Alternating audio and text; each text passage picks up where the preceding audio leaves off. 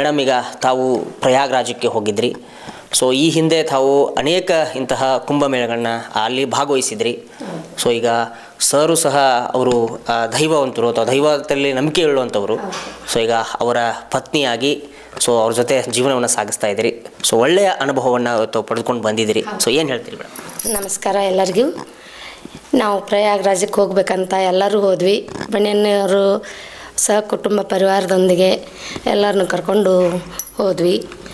ಎಲ್ಲ ನಾವು ದಾರಿಯಾಗ ಹೋಗ್ತಾ ದೇವಸ್ಥಾನಗಳನ್ನು ನೋಡ್ಕೊತ ಹೋದ್ವಿ. ಹೋದ್ಮೇಲೆ ಪ್ರಯಾಗ್ರಾಜ್ ಅಂತ ಬಂತು. ಅಲ್ಲಿಂದ ಏನೈತಿ, ಒಂದು 5-6 ಕಿಲೋಮೀಟ್ರ್ ಐತೆ ಅಂತ ಒಬ್ರು ಹೇಳಿದರು, ಒಬ್ಬರು 10-16 ಕಿಲೋಮೀಟ್ರ್ ಐತೆ ಅಂದರು. ಹೋದ್ವಿ ನಡ್ಕೊತ. ಒಂದಿಬ್ಬರು ವಯಸ್ಸಾದವರಿದ್ದರು. ಅವ್ರನ್ನ ಇಲ್ಲ ನಮಗೆ ನಡೆಯೋಕೆ ಆಗಂಗಿಲ್ಲ, ನಾವು ಇಲ್ಲೇ ಇರ್ತೀವಿ ಅಂತ ಅವ್ರು ಅಂದರು. ಇಲ್ಲ, ಪುಣ್ಯ ಸ್ಥಳಕ್ಕೆ ಬಂದೀವಿ, ಎಷ್ಟೇ ತ್ರಾಸಾಗಲಿ ನಾವು ಇನ್ನೂ 2 ದಿನ ಲೇಟ್ ಆಗಲಿ ನಡೆಯೋದು, ನಾವು ನಿಮ್ಮನ್ನು ಕರ್ಕೊಂಡು ಹೋಗಿ ನಾವು ಸ್ನಾನ ಮಾಡಿಸ್ಕೊಂಬರ್ತೀವಿ ಅಂತ ಕರ್ಕೊಂಡು ಹೋದ್ವಿ. ಅವ್ರಿಗೆ ಅಲ್ಲಿ ಕುಂದ್ರಿಸಿ ಇಲ್ಲಿ ಕುಂದ್ರಿಸಿ ನಿಧಾನಾಗಿ ಹೋಗೋರು ಹೋಗ್ತಿರ್ತಾರೆ, ಬರೋರು ಬರ್ತಿರ್ತಾರೆ, ಯಾವುದೂ ತೊಂದರೆ ಇಲ್ಲ, ಏನಿಲ್ಲ. ಇದು ನಮ್ಮ ಜೀವನದೊಳಗೆ ಬಂದೈತಿ 144ನೇದ್ದು ಅಂದ್ರೆ ನಮ್ಮ ಪುಣ್ಯ. ನಾವು ಹೋಗಿ ಅಲ್ಲಿ ಸ್ನಾನ ಮಾಡ್ತೀವಲ್ಲ, ಅದು ನಮಗೆ ಒಳ್ಳೇದಾಗುತ್ತೆ. ಎಲ್ಲರೂ ಹೋಗಿ ಬರ್ರಿ, ತಪ್ಪಿಸ್ಬೇಡ್ರಿ, ಸುಳ್ಳು ಅದು ಐತಿ ಇದು ಐತಿ ಅಂತ ಏನೇನೋ ಹೇಳ್ತಾರೆ, ಏನೂ ಇಲ್ಲ ಅಲ್ಲಿ. ತಮ್ಗೆ ಪಾಡಿಗೆ ಎಲ್ಲರೂ ಹೋಗಿರ್ತಾರೆ, ಎಲ್ಲರೂ ಬರ್ತಿರ್ತಾರೆ, ಕೋಟ್ಯಾಂತರ ಜನ ಇರ್ತಾರೆ. ಆಗೋದು ಗದ್ಲ ಆತಪ್ಪ ಅಂದ್ರೆ ಜಾತ್ರೆ ಅದು ಇದ್ದು ಗದ್ಲ ಐತಂತ ಯಾವ ಜಾತ್ರೆ ಬಿಡ್ತೀವಿ ನಾವು? ಯಾವುದೂ ಜಾತ್ರೆ ಬಿಡೋದಿಲ್ಲ, ಎಲ್ಲ ಜಾತ್ರೆ ಮಾಡ್ತೀವಿ. ಅದೇ ಥರನೇ ಇದು ನಮ್ಮ ಸನಾತನ ಧರ್ಮದ್ದು ಐತಿ. ಇದನ್ನು ಯಾರೂ ತಪ್ಪಿಸ್ಬೇಡ್ರಿ, ಇನ್ನೂ ಟೈಮ್ ಐತಿ.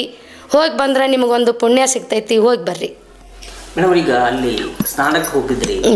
ಸ್ನಾನಕ್ಕೆ ಹೋದಾಗ ಹೋಗೋಕ್ಕಿಂತ ಮುಂಚೆ ಮತ್ತು ಹೋದಾದ್ಮೇಲೆ ನಿಮ್ಮ ಅನುಭವ ಹೇಗಿತ್ತು? ನಮ್ಮ ಅನುಭವ ಹೇಳ್ತೀನಿ ರೀ. ನಾವು ಎಷ್ಟು ನಡೆದೀವೋ ಎಷ್ಟು ಬಿಟ್ಟಿವೋ ನಮಗೆ ಗೊತ್ತಿಲ್ಲ. ಹೋದ್ವಿ, ದೂರದಿಂದ ಆ ಗಂಗನ ನೋಡಿದ ತಕ್ಷಣ ಮೈ ಒಳಗೆ ಒಂಥರ ರೋಮಾಂಚನ. ಹೋಗಿ ಯಾವಾಗ ನಾವು ನೀರೊಳಗೆ ಇಳಿದು ನಾವು ಯಾವಾಗ ಸ್ನಾನ ಮಾಡ್ತೀವೋ ಅನ್ನಿಸ್ತು. ಸ್ನಾನ ಮಾಡಿ ನೀರೊಳಗೆ ಇಳಿದ ತಕ್ಷಣ ಎಲ್ಲ ಫುಲ್ ಕೋಲ್ಡ್, ಮೈ ಎಷ್ಟೇ ನೋವಿದ್ರೂ ನೋವು ಹೋಗ್ಬಿಡ್ತು. ಏನೇನಿಲ್ಲ, ಆರಾಮ್ ರಿಫ್ರೆಶ್ ಆದಂಗೆ ಆದ್ವಿ. ಸ್ನಾನ ಮಾಡಿಕೊಂಡು ಅಲ್ಲಿಂದ ಗಂಗಾ ನೀರು ತೊಗೊಂಬಂದು ಅಲ್ಲೆಲ್ಲ ಇಟ್ಕೊಂಡು ಪೂಜೆ ಮಾಡಿ ಗಂಗಾರತಿ ಮಾಡಿ ನಾವು ಭಾಳ ಆನಂದದಿಂದ, ಅದೇನು ಅನುಭವ ಹೇಳೋಕ್ಕೂ ಆಗಂಗಿಲ್ಲ, ಅಷ್ಟು ಖುಷಿ ಆಯ್ತು ನಮಗೆಲ್ಲರಿಗೂ. ನಮಸ್ಕಾರ. ಎಲ್ಲರೂ ಕುಂಭಮೇಳಕ್ಕೆ ಹೋಗ್ಬೇಡ್ರಿ, ತಪ್ಪಿಸ್ಬೇಡ್ರಿ, ಅದರಿಂದ ನಿಮ್ಗೆ ಒಳ್ಳೇದಾಗತ್ತೆ. ಎಲ್ಲರೂ ಒಂದು ಮುಕ್ತಿದಾಯಕ ದಾರಿ ಸಿಗುತ್ತವು. ಏನು ಅನ್ನೋದು ಅರ್ಥ ಆಗುತ್ತೆ. ಅಲ್ಲಿ ಅವರು ಮಾಡ್ತಕ್ಕಂಥ ಕಾಯಕ, ಅವರು ಅಲ್ಲಿ ಸಾಧು ಸಂತರು ನಿಮಗೆ ಕೊಡುವಂಥ ಬೋಧನೆಗಳು ಅದ್ಭುತವಾಗಿರ್ತಾವೆ. ಯಾಕಂದ್ರೆ ಅವರು ಸಾಕಷ್ಟು ಅನುಭವದಿಂದ ನಿಮಗೆ ಬೋಧನೆ ಮಾಡ್ತಾರೆ. ಅದರಿಂದ ಒಳ್ಳೆ ಒಳ್ಳೆ ವಿಚಾರಗಳು ಗುರುತಾಕ್ಕವು.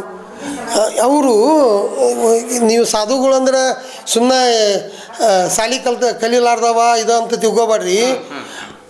ಅವರೆಲ್ಲ ಡಿಗ್ರಿ ಹೈಯೆಸ್ಟ್ ದೊಡ್ಡ ದೊಡ್ಡ ಎಜುಕೇಷನ್ ಮುಗಿತ ವಿಜ್ಞಾನಿಗಳು ಸಹ ಆಗ್ಯಾರ ರೀ.